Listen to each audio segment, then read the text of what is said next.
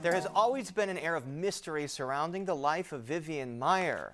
Maier, as you may know, was a North Shore nanny who quietly pursued another endeavor. In her spare time, she took extraordinary photographs.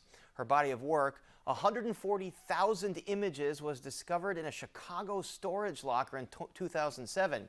And the photographs were not attributed to her until she died 2 years later.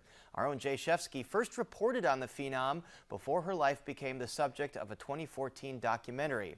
Now, a new biography aims to answer some of the many questions that still surround Vivian Maier. It's called Vivian Maier Developed: The Untold Story of the Photographer Nanny. And joining us is author Anne Marks. Anne Marks, welcome to Chicago Tonight. I'm told you worked on this project for 5 years. There was a lot to uncover here, but before we get to the backstory, remind our viewers why her work is so universally praised by photographers. She's known, at least to us at this point, as an intensely private person. Not much was known about her background. What did your research uncover? It uncovered a lot of things. The big thing that was missing was her entire childhood. You know, when she was in Chicago, she really divorced herself from that and hid it. So no one even knew her real background. Even the Ginsburg family, who knew her until she died, thought she had been born in France. And of course, we now know she was born in New York. She was born in New York. She spent time in France, and then she came back to New York. And the common knowledge was she never really pursued photography as a vocation, but your research found that, in fact, she was very ambitious in her early years about photography. Explain that.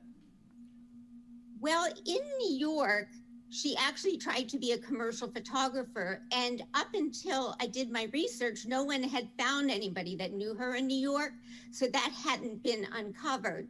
But she really started photography through the prism of a commercial effort when she was taking her photographs in France in 1950, which is the first time she picked up a camera. She was taking most of her photographs of landscapes in France to make postcards. And that was really her goal. And she continued that even when she came to New York. So she always had, at least originally, a commercial motivation in mind.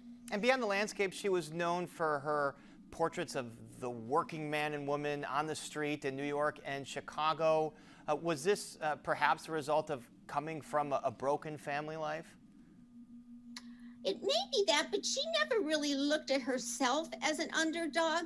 She was so intelligent and so progressive that she just saw the whole world as something she wanted to photograph. And it's actually very interesting because I've seen her entire archive of 143,000 images. And it's amazing, even early on, how she was showing integrated situations where children were playing together. She was going to worker rallies. She was, supporting women's rights literally 10 years before all of that came to the forefront in the 1960s. And you can see that throughout her portfolio. You can also see a lot of self-portraits before selfies were a thing that they are now. What motivated her work, taking pictures of herself through windows or glass or what have you? Her self-portraits are really one of the most amazing aspects of her work. When I started this project, we had about 200 Vivian Maier self-portraits, and by the end of it, I found 585 of them. So she was very prolific, and she took them throughout her life. And I was able to correlate the type of self-portrait she was doing with what was going on in her life. So for instance, in New York, when she was pursuing commercial photography, most of her self-portraits portrayed her as a photographer. So it's really, really interesting to look at the whole gamut of what she was doing. And they were also very creative and changed scope and form throughout her career. And as many know, that she spent so many years as a nanny in the North Shore. People described her at once as being charismatic and outgoing, or mean and introverted. What did you discover about her mental state and her personality?